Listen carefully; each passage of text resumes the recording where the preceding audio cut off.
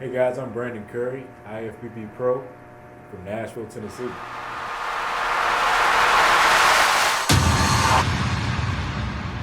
In 2005, you won the overall at the collegiates.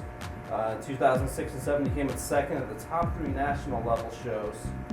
And you got your card in 2008 at the USA. Since then, you've had 2 pro wins. You've had a couple lower placings and a lot of medium ones. Do you think that you are kind of at the stage where you're climbing the ladder in the pro ranks? Yeah, I feel that it took some years. I had a very fast amateur rise, all on raw talent, not on a lot of really knowing my body or experience. So when I entered the pro level, it took some regrouping, working with different coaches, trying to figure out what system will work for me. I think this year, particularly, I found a system that is really, really working for me, and we've been experimenting with it, and I think it's going to really, really make an impact in the rest of my career.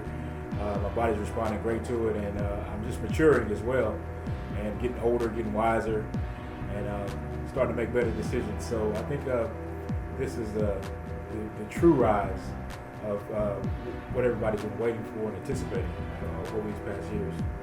And can you tell us what kind of changes you've brought on to bring up that change?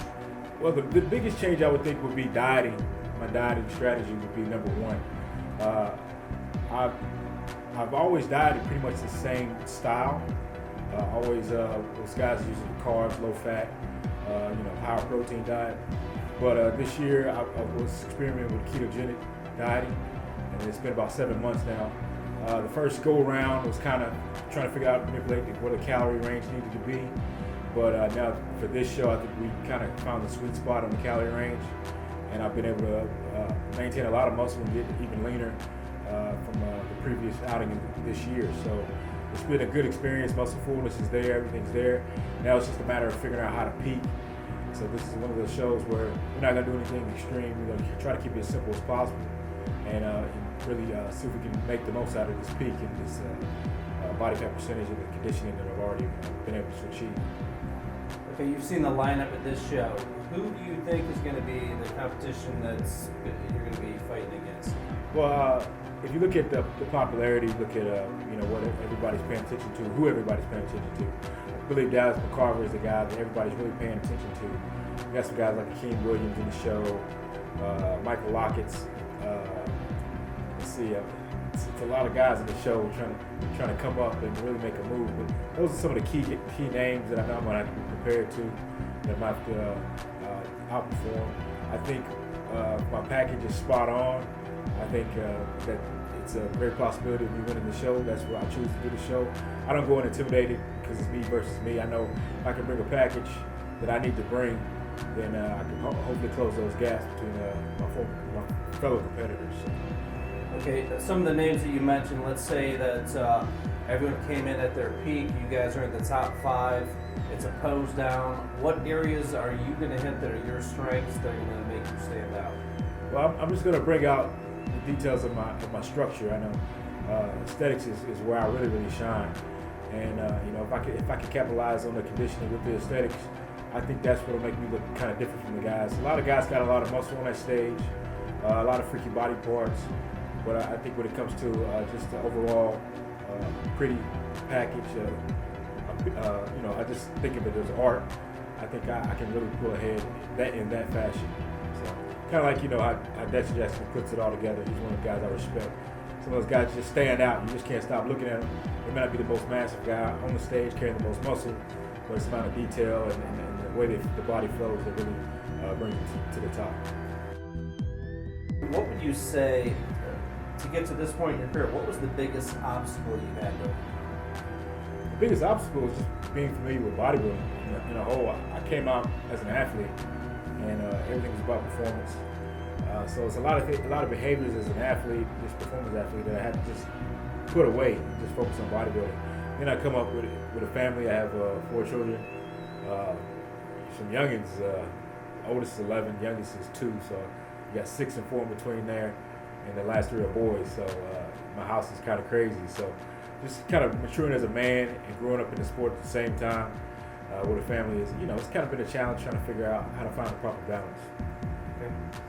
And what is the price you pay to succeed? Man, the price I pay is to succeed is a lot of times I don't get to, I guess, enjoy the experiences that other dads get to enjoy in life with the kids. You know, a lot of times I'm dieting, so I'm not always able to go out and eat the pizzas and the ice creams and whatnot. The good thing about my career is I'm always at home unless I'm traveling, so they see me probably a lot more than they see a lot of dads. But I'm not able to just always be in the best energy mindset and always, hype. I guess it's kind of like coming home from a 40-hour job some days, but except I probably like that most part of the day. So that's one of the setbacks I feel. But sometimes I think the career is actually kind of advantages in some things. I get to see a lot of things that a lot of fathers don't get to see. I got to see my kids grow up, be a big part of them growing up as well. So, that's the disadvantages. You can't always please the wives. The sport's kind of hard on them as well. So, just different things like that come with the territory. But I love the sport, and I think I'm here for a reason to have purpose in the sport. So I take the good with the bad. As a father, you think some of those things that you give up offer an example to them? Yeah, I think anything you want to be successful in, it takes that intense focus. It takes sacrifice, and I believe once they're able to understand, what that can bring, and kind of put those pieces together. I don't think they can now.